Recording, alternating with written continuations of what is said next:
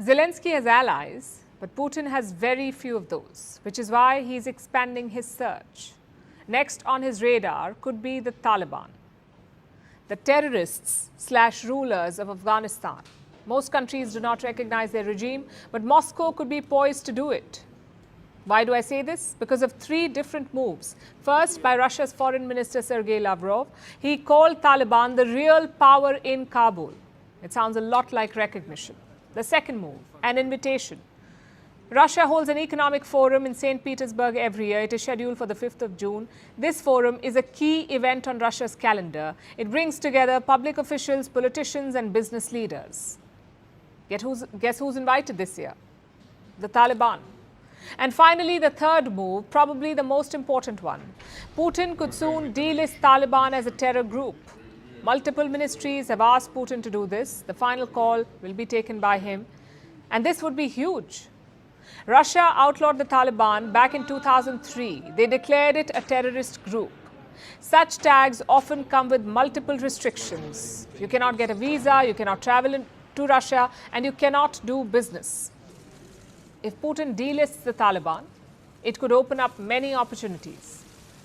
More diplomatic engagement, more financial exchanges, and eventually, maybe recognition. Putin says Taliban is Afghanistan's new reality, so relations must be built accordingly. There are problems in Afghanistan. They are evident and known to everybody. The question is, how do we build the relations with the current authorities? That's another question. But we need to build it somehow. Those are the people that control the country, its territory. As for today, they are in power in Afghanistan. We need to proceed from the realities and build the relations accordingly.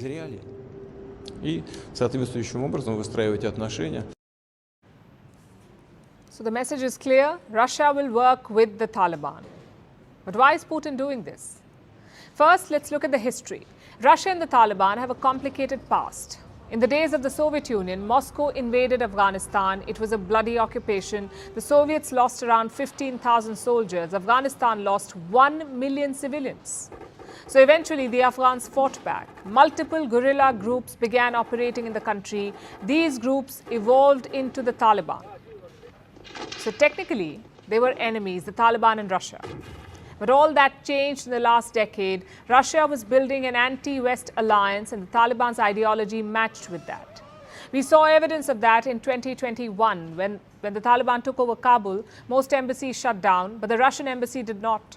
Within 2 days, the Russian ambassador met the Taliban. He was the first foreign diplomat to do so. So this dynamic is not really sudden. It's been years in the making. Which brings us back to the why. What does Putin stand to gain? Why is he doing this? Broadly, three reasons. The first is resources. Afghanistan is sitting on resources worth $3 trillion. Western companies won't touch it, so it's a great opportunity for Russia. The second reason is connectivity. Take a look at Afghanistan's location. It can connect South Asia to Central Asia. In fact, plans are already in place. The Taliban is building a logistics hub in western Afghanistan. Their focus is on Russian oil. The third point is security. Russia was attacked by terrorists in March this year. They targeted a theater in Moscow. More than 140 people lost their lives. It was Russia's worst terror attack since 2004.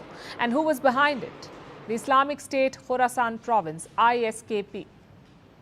And where do they operate? In Afghanistan. So Putin is keen to avoid a repeat. He wants the Taliban to crack down on the ISKP, Islamic State Khorasan province. It's the same strategy as the West, using one terror group to tackle another. The question is, will it work? Well, the Taliban is desperate for help. Only one major power has recognized them, and that is China. But even Beijing is not pumping money into Afghanistan yet.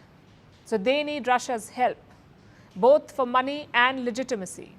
But if Russia does recognize them, it would trigger many questions. For example, will Moscow push for Taliban's participation at the SCO, the Shanghai Cooperation Organization? Afghanistan is not a member, but they do have observer status. Also, how will it change the equation with China? Because Beijing has big plans in Afghanistan. So will they approve of Russia's sudden interest? Will they agree to share the resources? These are all very important questions, but equally important is human rights. The Taliban treats women as second-class citizens. They cannot go to school. They cannot get a job and they cannot step out alone. Should Russia really be rewarding such behavior? We're talking about a major power, a permanent member of the United Nations Security Council. So recognition from Russia is a political prize. But knowing Putin, human rights won't be on top of his mind. It would be strategy.